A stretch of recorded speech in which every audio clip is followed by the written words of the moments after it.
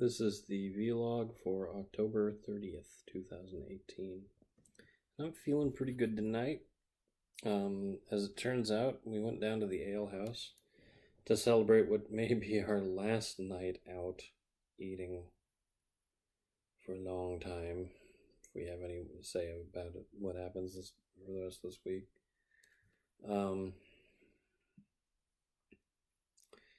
The paint is almost completely done. However, they have a lot of tear down to do. There's a lot of tape up.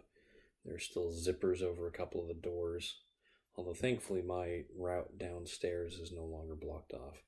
The paint fumes are very, very subtle now. They're not, hurting my eyes, making my eyes burn the way they were. I haven't had a burning sensation in my throat or lungs for a couple of days now. Yes, that sounds worrying, but who's going to live forever anyway? And if I find out that I have some sort of lung disease within the next year, I can go back to this video and say how I noticed a burning sensation in my lungs when I took a deep breath while the fumes were in the house.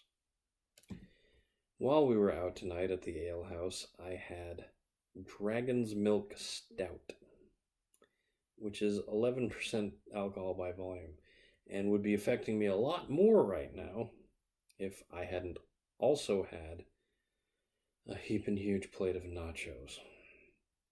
As it stands, I'm feeling pretty okay. I'm very tired. I'm sort of tempted to try and go down to a haunted house that's near here. I don't know how late they're open. They're probably not open much later than...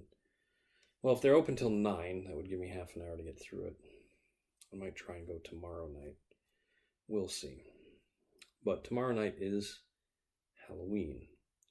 And I want to take a little minute to talk about Halloween, because Halloween, for me, used to be, bar none, my favorite holiday.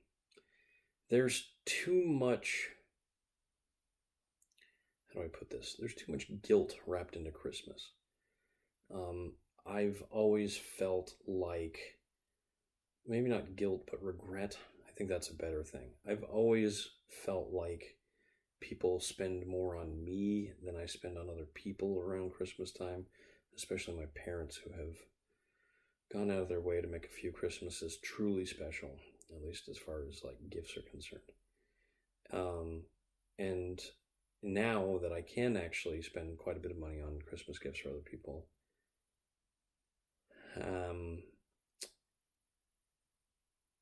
I don't know. I'm getting less, actual gifts. I'm getting a lot more gift cards. I'm getting a lot of things that are sort of nice and useful, like new shirts. I really like having new shirts, but it's not the same as when you're a kid and you get a really cool Lego set or a Transformer, a really cool video game, stuff like that. Really what I miss the most is being a kid with no regrets, with no sense of guilt or shame, just being showered upon by gifts. And I don't want to go back to that now that I've lived my life and I know what it means. But Halloween, there was no shame, there was no regret, except maybe if you didn't get as much candy as you thought you possibly could when I was, in elementary specifically. But I love dressing up.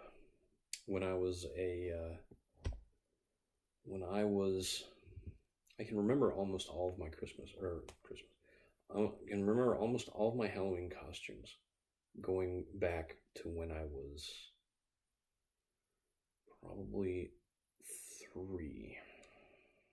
I'm going to try and remember this. So I could do this tomorrow night, but I'm going to do it tonight. I'll figure out something else to talk about Halloween tomorrow night for Halloween. When I was 3, I remember wearing a big orange pumpkin costume. And I was just basically a pumpkin with legs and my arms sticking out, but not very far because of how big the pumpkin was. And I had 2 pillows stuck on either side to fill it out. So I was a big pumpkin. That was 3. When I was 4, I believe it was a robot costume with glow-in-the-dark ink that had sort of this big window, almost like an arcade cabinet, with all these little gears and glowing dots and stuff inside, and a little hood over my head and had gears on the side. When I was 5, I think my mom made me a pterodactyl costume with this ridiculous long head thing and little wings attached under my arms. She made it herself. The pumpkin costume, I don't remember. The robot costume was definitely like store-bought or made with fabric that she bought specifically for it. The pterodactyl costume, it was black and red and gray wings. She was great. She made almost all of my costumes for a very long time. When I was 6, I think that was the first time I wore my octopus costume. I don't remember exactly what it was, but I was really into animals when I was a kid. So she made me this green octopus costume with 6 tentacles and sort of like a skirt. And then my arms would be the sort of the 7th and 8th arms. And I tried to tell her, well, I've got legs too, so shouldn't I only have 4 tentacles? And she was like, but people are going to see your legs. They're going to see the tentacles. So I said, oh, okay. And then that was when I was 6. And when I was 7 and 8, I had actually, it might have been 6 and 7. When I was 8, I had a scorpion costume made out of this shimmering orange fabric. And I had little claw things that really looked like people giving up the horns that I wore on my hands. And a tail that curved around and then was sewn into the upper back, so it had sort of a natural curve to it compared to my back. And then under my arms, I had 2 more on each side, 2 more, so 2 pair of little arms that were tied to strings, so that when I moved my arms around, they would all move a little bit behind as well. And it looked cool, and I got tons of compliments. People thought I was some kind of demon because of the claws or something. I think it had little like pincher mouth bits on the head that looked like demon horns. Scorpion demon, if you want to be super metal about it. And that was when I was 8 and maybe 9. When I was 10, that was when I decided to grow up a little, and I got out of animals. I was really into G.I. Joes. So I decided to be a G.I. Joe. I got this big, cool plastic gun that I really liked.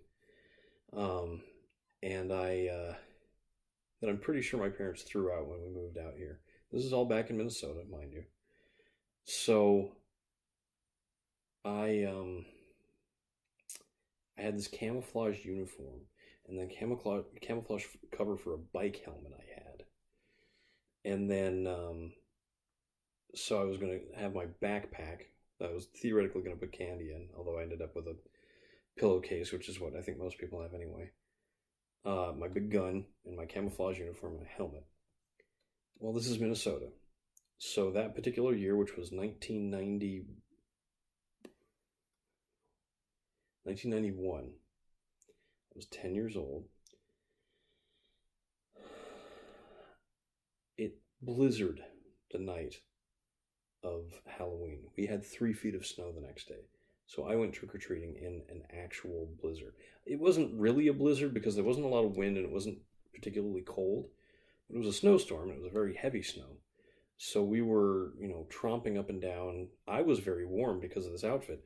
My parents, because it was theoretically a blizzard, had me wear a ski mask that was bright red and blue. It did not go with my desert camo G.I. Joe outfit that I had. So I originally went as a G.I. Joe, and most people thought I was going as a terrorist. This was 1991, where we hadn't had any major acts of terror on American soil. I don't know, ever. So it was just sort of cute. Now I don't think it would be as cute. But that was the last Halloween I had in Minnesota. And then 1992, my first Halloween here, my mom went all out.